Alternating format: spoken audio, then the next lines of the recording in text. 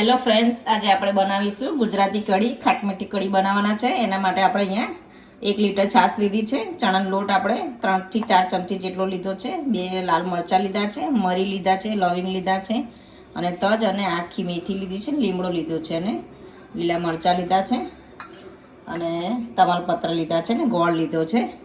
આપણે જે રેસ્ટોરન્ટમાં મળતી હોય છે, લગ્ન પ્રસંગમાં બનતી હોય છે, એ જ આપણે આજે કઢી બનાવવાના છે. તેના માટે આપણે આની અંદર સૌથી પહેલાં આપણે ચણાનો લોટ ઉમેરી દઈશું.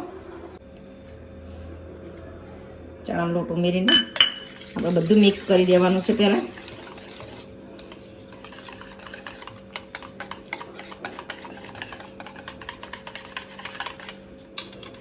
મિક્સ થઈ ગયું છે. હવે આપણે વઘાર મૂકી દેવાનો છે.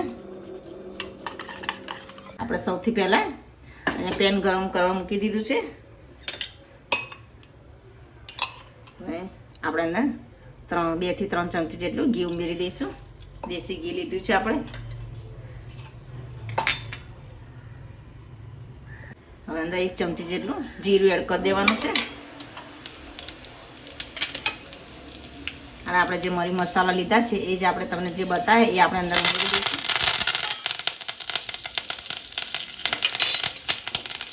તમાલપત્ર ઉમેરી દઈશું. આપણે આ જે છાશ લીધી છે એ આપણે અંદર ઉમેરી દઈશું.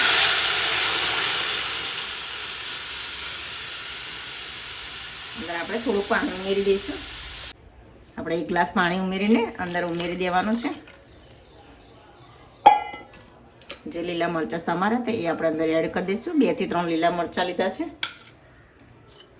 અને જે ગોળ લીધો હતો એ ઉમેરી દીધો છે.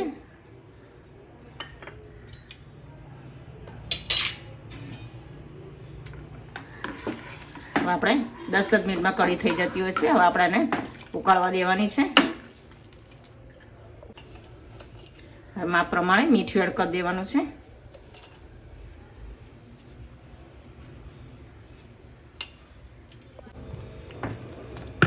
અને ખીચડી સાથે અથવા પુલાવ સાથે પણ સરસ લાગતી હોય છે આ કઢી.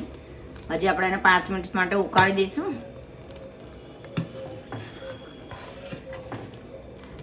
10 મિનિટમાં થઈ જતી હોય છે કઢી.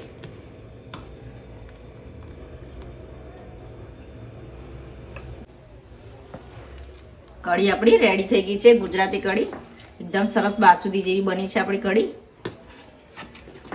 હવે આપણે આની અંદર થોડી કોથમીર એડ કરી દઈશું.